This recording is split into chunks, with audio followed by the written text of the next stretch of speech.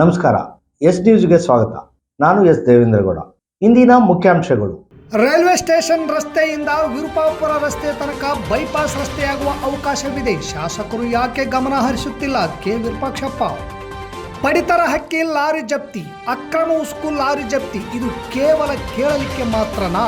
ಶಿಕ್ಷೆ ಆದ ಉದಾಹರಣೆ ಕಾಣುತ್ತಿಲ್ಲ. ದೇಶದ ಯುವಕರಲ್ಲಿ ಜಾಗೃತಿ ಮೂಡಿಸುವಲ್ಲಿ ಎನ್ಎಸ್ಎಸ್ ಪಾತ್ರ ಶ್ಲಾಘನೀಯ. ಭಾರತೀಶ್ ಕೆಆರ್. ಮಹರ್ಷಿ ವಾಲ್ಮೀಕಿ ವಿಶ್ವವಿದ್ಯಾಲಯ ಮಹಿಳೆಯರು ಚೆಸ್ ತಂಡಕ್ಕೆ ಪದವಿ ಮಹಾವಿದ್ಯಾಲಯದ ವಿಜಯಲಕ್ಷ್ಮಿ ಆಯ್ಕೆ. ಫಳಕಳ ಸೀತಾರಾಮ್ ಭಟ್ಟ ದತ್ತಿ ಪ್ರಶಸ್ತಿಗೆ ಶಂಕರ್ ದೇವರ್ ಹಿರೇಮಠ ಕೃತಿ ಆಯ್ಕೆ.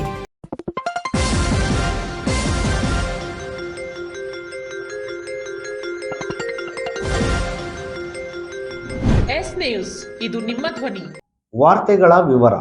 ರೈಲ್ವೆ ಸ್ಟೇಷನ್ಗೆ ಹೋಗಲಿಕ್ಕೆ ಕಾಂಕ್ರೀಟ್ ರಸ್ತೆ ನಿರ್ಮಾಣ ಮಾಡುತ್ತಿದ್ದಾರೆ, ಸಂತೋಷ.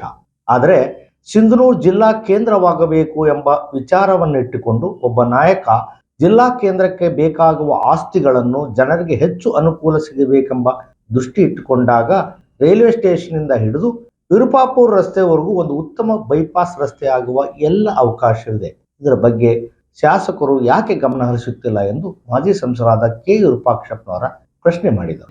ನಗರದ ಪತ್ರಿಕಾ ಭವನದಲ್ಲಿ ಶುಕ್ರವಾರ ಸುದ್ದಿಗೋಷ್ಠಿ ನಡೆಸಿ ಮಾತನಾಡಿದ ಅವರು, ಸಿಂಧನೂರು ನಗರದ ಗಂಗಾವತಿ ಮುಖ್ಯ ರಸ್ತೆಯಿಂದ ರೈಲ್ವೆ ಸ್ಟೇಷನ್ವರೆಗೂ ರಸ್ತೆ ಕಾಮಗಾರಿ ನಡೆದಿದೆ. ಆದರೆ ಬಲಭಾಗದಲ್ಲಿ 66 ಫೀಟ್, ಎಡಭಾಗದಲ್ಲಿ 33 ಫೀಟ್. ಇದನ್ನು ಸರ್ಕಾರದ ಅನುಸಾರ ಭೂಸ್ವಾಧೀನಪಡಿಸಿಕೊಂಡಿರುವ ಭೂಮಿ ಸಿಂಧನೂರಿನ ಮಧ್ಯದಲ್ಲಿ ಹಾದು ಹೋಗುವ ಕಾಲುವೆಯಿಂದ 66 ಫೀಟ್ ಏನಿದೆ ಉತ್ತಮ ರಸ್ತೆಯಾಗುತ್ತದೆ. ಹಾಗೆ ಎಡಭಾಗದ ಕಾಲುವೆಯಿಂದ 6 ಫೀಟ್ ಬಿಟ್ಟು 24 ಫೀಟ್ ಸಿಸಿ ರಸ್ತೆ ನಡೆದಿದೆ. 6 ಫೀಟ್ ಚರಂಡಿಗೆ ಬಿಟ್ಟರೆ ಉಳಿದ 30 ಫೀಟನ್ನು ಯಾಕೆ ಉಳಿಸಿದ್ದಾರೆ ಎನ್ನುವುದೇ ಈಗ ಯಕ್ಷ ಪ್ರಶ್ನೆಯಾಗಿದೆ. ಇದರ ಜೊತೆಗೆ ಸರ್ಕಾರಿ ಆಸ್ತಿಗಳ ಬಗ್ಗೆ ಯಾವ ಅಧಿಕಾರಿಗಳಿಗೂ ಸರಿಯಾದ ಮಾಹಿತಿ ಇಲ್ಲ, ಅಥವಾ ಗೊತ್ತಿದ್ದರೂ ಕೂಡ ನಮಗೆ ಯಾಕೆ ಬೇಕು ಅನ್ನುವ ನಿರ್ಲಕ್ಷ್ಯ ತೋರಿರುವುದು ತಾಲೂಕಿನಲ್ಲಿ ಕಂಡುಬರುತ್ತಿದೆ. ರಾಜಕೀಯ ಒತ್ತಡದಿಂದ ಯಾವ ಅಧಿಕಾರಿಗಳು ಕಠಿಣ ನಿರ್ಧಾರ ತೆಗೆದುಕೊಳ್ಳುತ್ತಿಲ್ಲ. 24 ಫೀಟ್ ರಸ್ತೆ ಮಾಡಿ 30 ಫೀಟ್ ಜಾಗವನ್ನು ಖಾಲಿ ಬಿಟ್ಟರೆ ಅದನ್ನು ಕಾಯುವವರು ಯಾರು? ಅಥವಾ ಶಾಸಕರು ಮತ್ತು ಕಾಂಗ್ರೆಸ್ ಪಕ್ಷದವರು ತಮಗೆ ಬೇಕಾದವರಿಗೆ ಅನುಕೂಲ ಮಾಡಿಕೊಡುವ ದೃಷ್ಟಿಯಿಂದ ಅವರನ್ನು ಉಳಿಸಲು ಹೋಗಿ 30 ಫೀಟ್ ಜಾಗವನ್ನು ಬೇರೆಯವರ ಪಾಲು ಮಾಡುತ್ತಾರಾ ಎಂಬ ಅನುಮಾನ ಕಾಡುತ್ತಿದೆ ಎಂದರು. ಈ ಸಂದರ್ಭದಲ್ಲಿ ಸಾಯಿರಾಮಕೃಷ್ಣ, ರಾಂಬಾಬು, ಅನುಪರ್ತಿ ಸಾಯಿರಾಮಕೃಷ್ಣ ಸೇರಿದಂತೆ ಅನೇಕರಿದ್ದರು. ಹಾಗೆ ಈಗ ಇವತ್ತೇನು ನಿಮ್ಮ ಸಿಂಧೂರಾಗಿರುವಂಥ ಸರ್ಕಾರಿ ಜಾಗ ಬಿಲ್ಡಿಂಗ್, ಕಟ್ಟಡಗಳು, ಆಫೀಸ್ಗಳಿರುವಂಥ ಜಾಗಗಳು ಎಲ್ಲವೂ ಕೂಡ ತಹಸೀಲ್ ಆಫೀಸ್ ಅಂತ ಬಿಟ್ಟರೆ ರಿಕಾರ್ಡು ಉಳಿದು ಯಾವ ಆಫೀಸಲ್ಲಿ ರಿಕಾರ್ಡುಗಳು ಇಲ್ಲ. ಪೊಲೀಸ್ ಸ್ಟೇಷನ್ ಇಲ್ಲ ಸರ್, ಪೊಲೀಸ್ ಸ್ಟೇಷನ್ ಐತೆ, ಸರ್. ಅಧಿಕಾರಿಗಳಿಗೆ ಜವಾಬ್ದಾರಿ ಇಲ್ಲ, ಬೇಜವಾಬ್ದಾರಿ. ಆಮೇಲೆ ರಾಜಕೀಯ ಒತ್ತಡದಿಂದ ಸರ್ಕಾರಿ ಅಧಿಕಾರಿಗಳು ಯಾರೂ ಕೂಡ ಕಠಿಣವಾದಂಥ ತೀರ್ಮಾನ ತಗೊಳ್ಳೋಕ್ಕೆ ಸಾಧ್ಯ ಆಗೋದಿಲ್ಲ. ಅಂದರೆ ಇದರರ್ಥ ಶಾಸಕರು ಈಗೇನು ರೈಲ್ವೆ ಸ್ಟೇಷನ್ಗೆ ಹೋಗುವ ರಸ್ತೆಯನ್ನು ಕಾಂಕ್ರೀಟ್ ರಸ್ತೆ ಮಾಡಲಿಕ್ಕೆ ಪ್ರಾರಂಭ ಮಾಡಿದರೆ ಸಂತೋಷ. ಅದು ಅವಶ್ಯಕತೆ ಇತ್ತು, ಮಾಡಿಸ್ಬೇಕಾಗಿರ್ತಕ್ಕಂಥದ್ದು ಮಾಡಿಸ್ತಾ ಇದ್ದಾರೆ. ಆದರೆ ಇವತ್ತು ಅವರು ಜಿಲ್ಲಾ ಕೇಂದ್ರ ಆಗಬೇಕು ಸಿಂಧನೂರು ಅಂತಕ್ಕಂಥ ವಿಚಾರ ಇಟ್ಕೊಂಡಿರ್ತಕ್ಕಂಥ ಒಬ್ಬ ನಾಯಕ ಆ ಜಿಲ್ಲಾ ಕೇಂದ್ರಕ್ಕೆ ಬೇಕಾಗುವಂಥ ಆಸ್ತಿಗಳನ್ನು ಜನರಿಗೆ ಹೆಚ್ಚು ಅನುಕೂಲ ಆಗಬೇಕು, ಜನರಿಗೆ ಹೆಚ್ಚು ಸೌಲಭ್ಯ ಸಿಗಬೇಕು ಅನ್ನುವಂಥ ದೃಷ್ಟಿ ಇಟ್ಕೊಂಡಾಗ ಈ ರೀತಿ ನಮ್ಮ ರೈಲ್ವೆ ಸ್ಟೇಷನ್ನಿಂದ ಹಿಡಿದು ಅಪ್ ಟು ವಿರುಪಾಪುರ ಬಾರ್ಡರ್ವರೆಗೂ ಕೂಡ ಒಂದು ಬೈಪಾಸ್ ರೋಡ್ ಆಗುವಂಥ ಅವಕಾಶ, ಜೊತೆಯಲ್ಲಿ ಈ ಮೇನ್ ರೋಡ್ ಒಂದು ಬಿಟ್ಟರೆ ಸಿಂಧೂರಲ್ಲಿ ದೊಡ್ಡ ರೋಡ್ ಆಗೋದು, ಅದೊಂದು 66 ಫೀಟ್ ಬೇಗನೆ ಕವರ್ ಮಾಡಿ ರೋಡ್ ಮಾಡಿದರೆ ಅದು ಒಂದು ದೊಡ್ಡ ರೋಡ್ ಮಾಡುವಂಥ ಒಂದು ಅವಕಾಶ. ಈ ಅವಕಾಶನ ಮತ್ತು ಜಿಲ್ಲಾ ಕೇಂದ್ರ ಮಾಡಬೇಕು ಅನ್ನುವಂಥ ಕನಸಿಟ್ಕೊಂಡಿರ್ತಕ್ಕಂಥ ನಾಯಕರಿಂದ ಯಾವ ರೀತಿ ಬಳಕೆ ಮಾಡ್ಕೋಬೇಕು ಅನ್ನುವಂಥ ವಿಚಾರ ಇರಬೇಕಾಗಿರ್ತಕ್ಕಂಥ. ಪ್ರತಿದಿನ ಒಂದಲ್ಲ ಒಂದು ಊರಲ್ಲಿ ಅಕ್ರಮ ಪಡಿತರ ಅಕ್ಕಿ ಲಾರಿ ವಶಕ್ಕೆ, ಇಲ್ಲವೇ ಅಕ್ರಮ ಉಸುಕು ತುಂಬಿದ ಲಾರಿ ಜಪ್ತಿ ಎನ್ನುವ ವಿಷಯ ಮಾಧ್ಯಮದಲ್ಲಿ ಕೇಳಿಬರುತ್ತದೆ. ಇಂತಹ ಅಕ್ರಮ ಕೂಟಕ್ಕೆ ಶಿಕ್ಷೆ ಆದ ಕುರಿತು ವರದಿ ಕಂಡಿಲ್ಲ. ಯಾಕೆಂದರೆ ಇದರಲ್ಲಿ ಎಲ್ಲರೂ ಶಾಮೀಲು ಎನ್ನುವುದು ಜನಸಾಮಾನ್ಯರ ಅನಿಸಿಕೆ. ಪ್ರತಿ ಊರಲ್ಲಿ ಅಕ್ರಮ ಪಡಿತರ ಅಕ್ಕಿ, ಪರ್ಮಿಟ್ ಇಲ್ಲದೆ ಉಸ್ಕು ಸಾಗಿಸುವ ಲಾರಿ, ಇಸ್ಪೀಟ್ ದಂಧೆ, ಹೀಗೆ ಗ್ರಾಮದಲ್ಲಿ ನಡೆಯುವ ಎಲ್ಲ ಅಕ್ರಮ ಚಟುವಟಿಕೆಗಳ ಮಾಹಿತಿ ಸಂಗ್ರಹಿಸುವ ಯುವಕರು ಅಥವಾ ಸಂಘಟನೆಗಳು ಇರುವುದನ್ನು ಕಾಣುತ್ತೇವೆ. ಹೀಗಾಗಿಯೇ ಗ್ರಾಮಗಳಲ್ಲಿ ನಡೆಯುವ ಅಕ್ರಮ ಚಟುವಟಿಕೆಗಳ ಮಾಹಿತಿ ಹೊರ ಜಗತ್ತಿಗೆ ಪರಿಚಯವಾಗುವುದು ಇಂತಹ ಯುವಕರು ಇರಲೇಬೇಕು.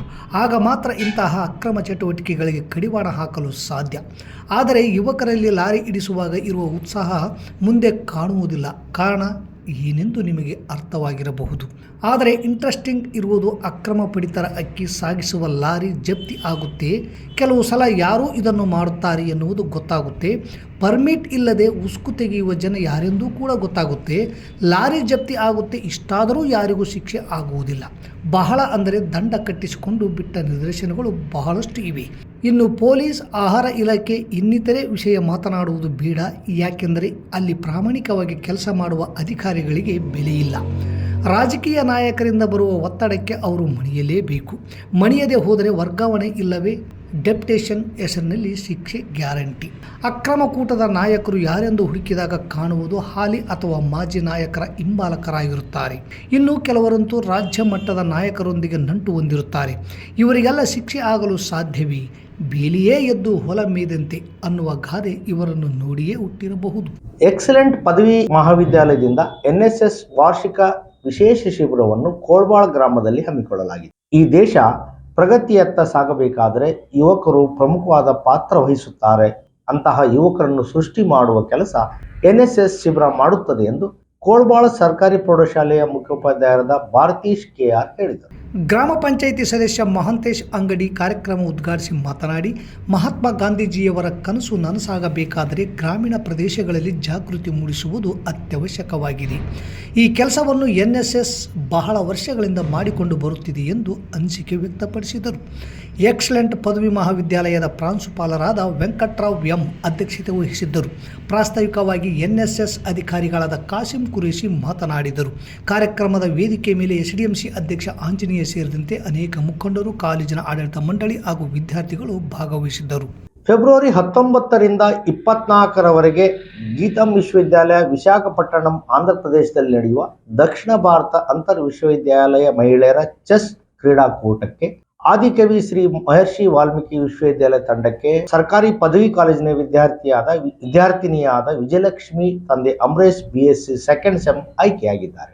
ಆದಿಕವಿ ಶ್ರೀ ಮಹರ್ಷಿ ವಾಲ್ಮೀಕಿ ವಿಶ್ವವಿದ್ಯಾಲಯ ತಂಡವನ್ನು ವಿಜಯಲಕ್ಷ್ಮಿ ಪ್ರತಿನಿಧಿಸಿ ನಮ್ಮ ಕಾಲೇಜಿಗೂ ಹಾಗೂ ನಮ್ಮ ತಾಲೂಕಿಗೂ ಕೀರ್ತಿ ತಂದಿದ್ದಾರೆ. ಇವರಿಗೆ ಕಾಲೇಜಿನ ಅಭಿವೃದ್ಧಿ ಸಮಿತಿಯ ಅಧ್ಯಕ್ಷರು, ಸದಸ್ಯರು, ಪ್ರಾಚಾರ್ಯರು, ಬೋಧಕ ಮತ್ತು ಬೋಧಕೇತರ ಸಿಬ್ಬಂದಿ ವರ್ಗದವರು ಹಾಗೂ ವಿದ್ಯಾರ್ಥಿ ಬಳಗದವರು ಇವರಿಗೆ ಹೃದಯಪೂರ್ವಕ ಅಭಿನಂದನೆಗಳನ್ನು ಸಲ್ಲಿಸಿದ್ದಾರೆ.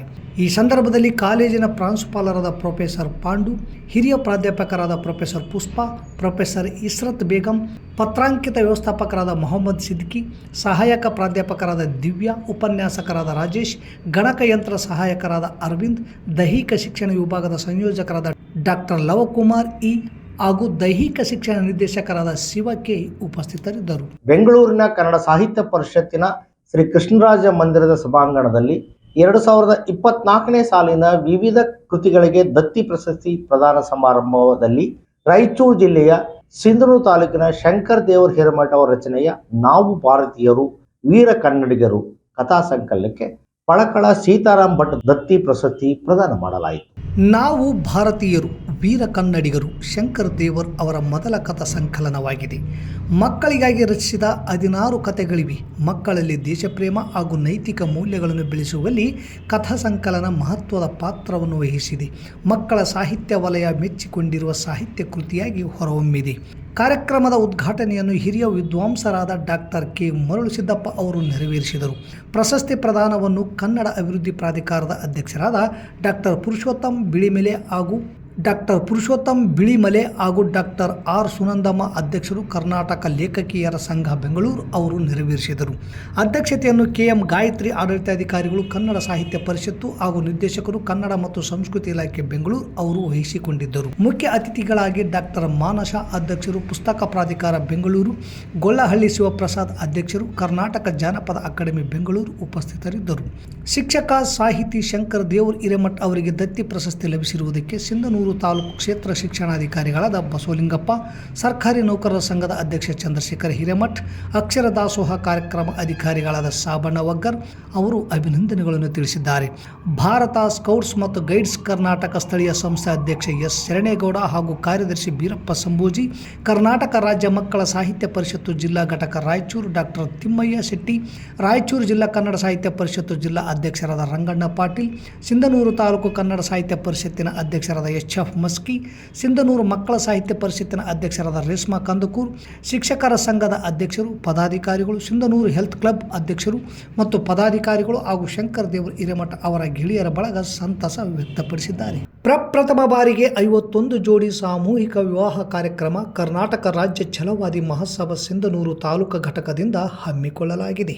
ತಥಾಗತ ಗೌತಮ್ ಬುದ್ಧರ 2570ನೇ ವರ್ಷದ ಜಯಂತಿ, ವಿಶ್ವಗುರು ಬಸವಣ್ಣನವರ 892ನೇ ಜಯಂತಿ, ವಿಶ್ವ ಮಾನವ ಮಹಾನ್ ಮಾನವತಾವಾದಿ ಭಾರತ ರತ್ನ ಸಂವಿಧಾನ ಶಿಲ್ಪಿ ಡಾಕ್ಟರ್ ಬಾಬಾ ಸಾಹೇಬ್ ಅಂಬೇಡ್ಕರ್ ಅವರ 135ನೇ ವರ್ಷದ ಜಯಂತಿಯ ಅಂಗವಾಗಿ ಏಪ್ರಿಲ್ 20ರಂದು ಸಿಂಧನೂರು ನಗರದ ಯಲ್ಲಮ್ಮದೇವಿ ದೇವಸ್ಥಾನದ ಹತ್ತಿರ ಇರುವ ಯಮನೂರಪ್ಪ ದರ್ಗಾದ ಆವರಣದಲ್ಲಿ ಪ್ರಪ್ರಥಮ ಬಾರಿಗೆ 51 ಜೋಡಿ ಸಾಮೂಹಿಕ ವಿವಾಹ ಕಾರ್ಯಕ್ರಮ ಕರ್ನಾಟಕ ರಾಜ್ಯ ಛಲವಾದಿ ಮಹಾಸಭಾದಿಂದ ಹಮ್ಮಿಕೊಳ್ಳಲಾಗಿದೆ.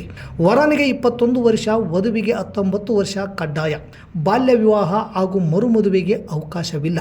ನೋಂದಣಿಗೆ ವಧುವರರ ಹಾಗೂ ತಂದೆ ತಾಯಿಗಳ ಆಧಾರ್ ಕಾರ್ಡ್ ಪ್ರತಿ, SC/ST ಪ್ರಮಾಣ ಪತ್ರ, ಶಾಲಾ ದೃಢೀಕರಣ ಪತ್ರ, ಇತ್ತೀಚಿನ 2 ಭಾವಚಿತ್ರಗಳು, ವೈದ್ಯರಿಂದ ಪಡೆದ ವಯಸ್ಸಿನ ಪ್ರಮಾಣ ಪತ್ರ ಸಲ್ಲಿಸಬೇಕು. ಪರಿಶಿಷ್ಟ ಜಾತಿ ಮತ್ತು ಪರಿಶಿಷ್ಟ ಪಂಗಡ ಜನಾಂಗದ ನವ ವಿವಾಹಿತರಿಗೆ ಸಮಾಜ ಕಲ್ಯಾಣ ಇಲಾಖೆಯಿಂದ ಬರುವ 50,000 ಪ್ರೋತ್ಸಾಹ ಧನವನ್ನು ನಮ್ಮ ತಾಲೂಕು ಸಮಿತಿ ವತಿಯಿಂದ ಒದಗಿಸಿಕೊಡಲಾಗುವುದು. ಎಲ್ಲ ದಾಖಲೆಗಳೊಂದಿಗೆ ಮಾರ್ಚ್ 30ರೊಳಗಾಗಿ ನೋಂದಾಯಿಸಿಕೊಳ್ಳಬೇಕು. ಹೆಚ್ಚಿನ ಮಾಹಿತಿಗಾಗಿ ವೀರೇಶ್ ಅಂಚಿನಾಳ್ಕೆ 8150978739, ಅಂಬಣ್ಣ ಮಲ್ಲಾಪುರ್ 7892044673, ಮಾರ್ಯಪ್ಪ ರಾಮತ್ನಾಳ್ 9972608686, ಕುಬೇರಪ್ಪ ಕೆ ಹೊಸಳ್ಳಿ 9740372141, ಶರಣಪ್ಪ ಸೋಮನಾಳ್ 8105790717 ಇವರನ್ನು ಸಂಪರ್ಕಿಸಬಹುದು. ಮತ್ತೊಮ್ಮೆ ಮುಖ್ಯಾಂಶಗಳು.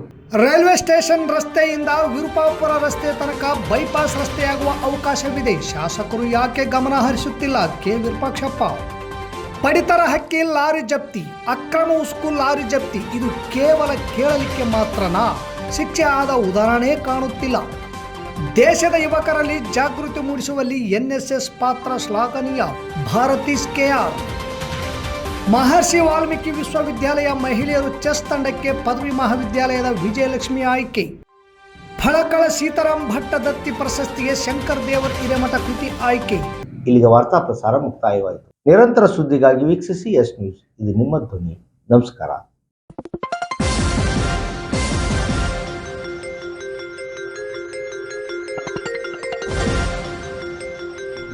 ಎಸ್ ನ್ಯೂಸ್, ಇದು ನಿಮ್ಮ ಧ್ವನಿ.